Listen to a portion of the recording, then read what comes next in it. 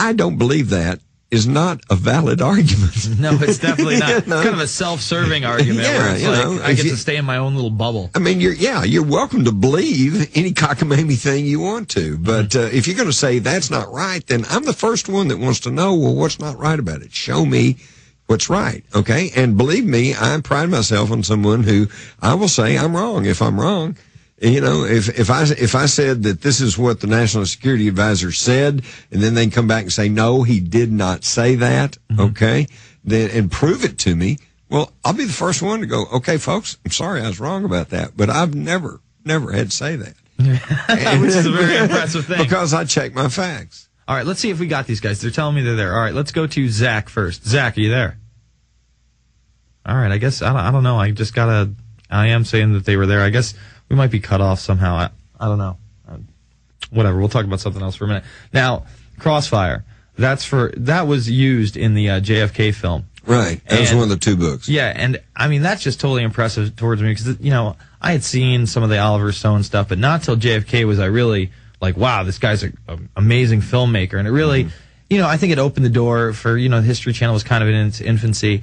And it had The Men Who Killed Kennedy on after that, and that was really an eye opener. I mean, I think what is that, a 6-part, 2-hour series? So it's like 12 hours long. And then I think they even ended up doing an addendum to that later on, right? Yeah. I'm into all this stuff. So it's just, how does that work? How does someone contact you? I mean, you obviously, I saw you put that book out in '89, and it was '92 that it actually hit the New York Times bestseller list. Right. So obviously this is kind of an underground book. Well, I was just kind of in the right place at the right time.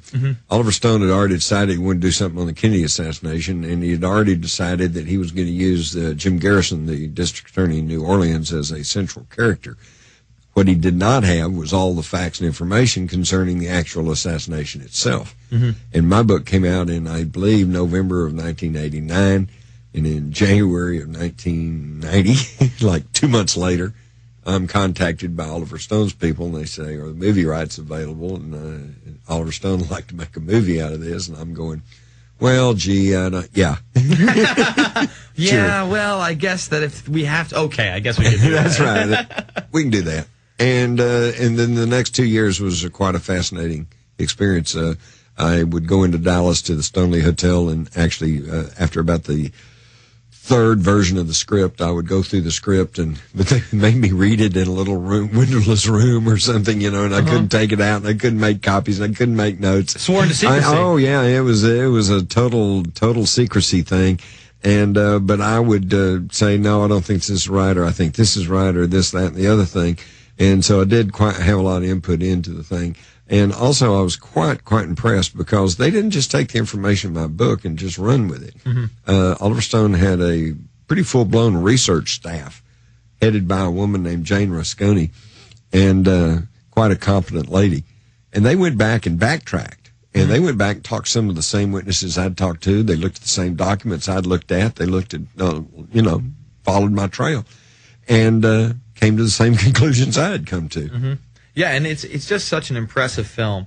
I mean, anytime you can keep an audience for 3.5 hours, about a historical event, especially, right, and then make it into I remember being in high school when this thing was out. It was on the cover of Time magazine. He put it out, I think, right around the 25th anniversary. Was that the jest? Was it the 25th or 30th anniversary? I think he put it out around one of those anniversaries. Around the 25th. It was. I think it was around the 25th because I remember seeing all the covers, and the Zapruder tape was another big thing, and it was just perfect timing. Yeah, right before the 25th anniversary. Exactly. 93. Yeah, and exactly. And when he put that out, it just really opened up, not only my mind, but I think younger minds all across the board. Right.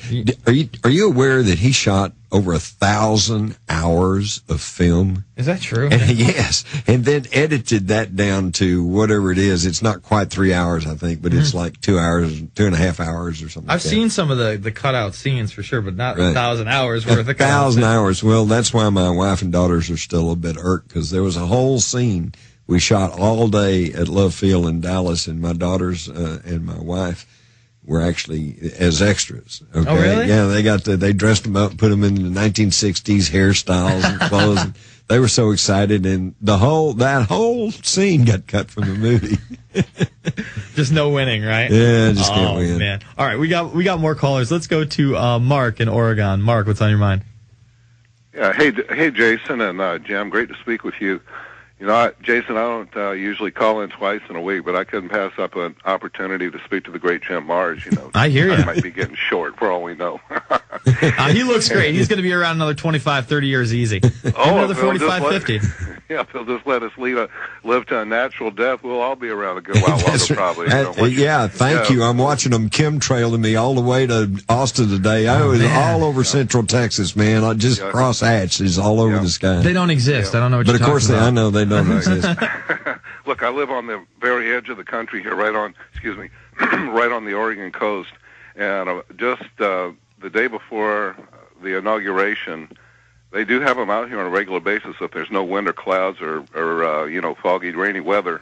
Mm-hmm. And you get quite a show because they go over Eugene from Portland. They start at Portland, they go to Eugene, they go right by here on the way to Eugene, going from north to south. And they put on such a show the day before Obama was, I wrote it down in my notebook, I believe it was the day right before he was inaugurated. And they were really dosing, and it was just unbelievable. I couldn't believe it. And it's all to save us from global warming, man. Yeah, you don't know how people can deny it, and it's I know it all the time. It's amazing, isn't it? All you have to do is look up, and they won't even do that. Yeah, I have another question, Jason. About we'll hold you over. We'll hold you over. Yeah, we'll hold you over on the other side. We've got Jim Mars with us, the InfoWarrior with Jason Bermas, PrisonPlanet.tv, Infowars.com. Let me see.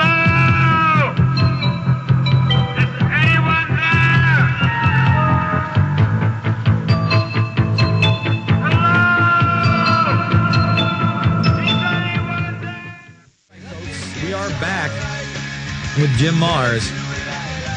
The Fourth Reich is the latest book. We got one coming up hopefully soon. He's telling us it's going to take a little bit of time, but that one goes into paperback, and of course, Rule by Secrecy and Crossfire and others. I mean, Above Top Secret. Above Top Secret. How can I forget Above Top Secret? 20 of the top conspiracies right there, just each one encapsulated in one chapter. You can read it, overnight. And I've always wanted to pick your brain about the Majesty 12 documents too. I've read those, and those are like, that's like George Norrie stuff. We could talk about it forever, but those are just crazy documents. Well, that's why you have to read The Rise of the Fourth Reich. I need what to. You're going to find out I'm taking it home tonight. Before it was Majestic 12, it was Magic 12. Yes, I've seen MAJIC, okay? Mm-hmm.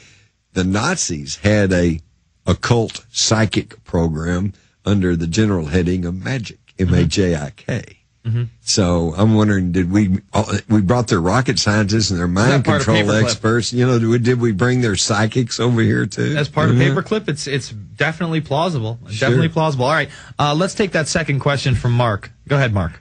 Yeah, Jim, I know that you've compiled a vast amount of knowledge, over a good number of years. I follow Bob Chapman and Gerald Celente these days as far as, good, accurate forecasting. They don't always agree. In one area they don't agree, as I remember it, is the area of when, it's a matter of if or when, however you want to say it in polite company, but according to them, it's a matter of when they forecast there will actually be food riots / riots in the streets of America due to the economic deprivation that will increase as we go along here as people lose their jobs at the rate of, as it is now, 600,000 per month.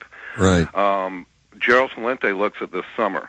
Bob Chapman looks at a year to 2 years down the line.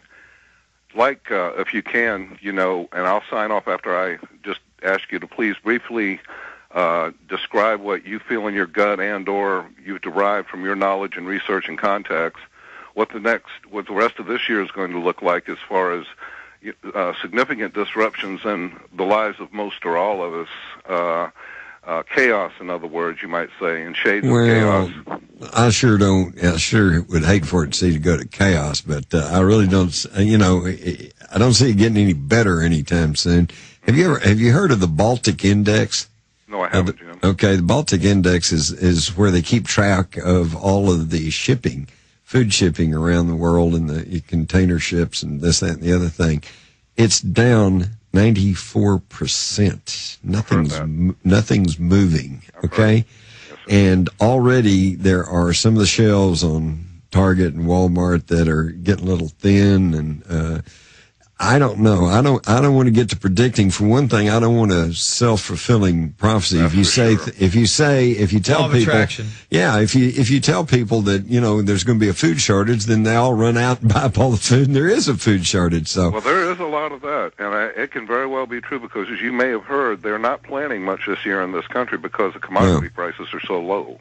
That's right, and that's why I'm so upset with this food safety modernization bill that basically is going to make it illegal to grow your own food. I mean, what the heck is with that? That's the worst time in the world to tell us we can't grow food. Trying to demonize people, saying that they're the problem. You know, you're not going to be able to go through our pasteurization process, therefore your meat's going to be unsafe, and your cheese and milk is going to be unsafe. Meanwhile, you know, the bird flu vaccination has 2 types of bird flu in it and a type of flu virus. I mean, that's another thing. I'm glad you all Thanks for the are call, on by that. the way, Mark. We're going to go to some other calls in a minute. Go Thanks.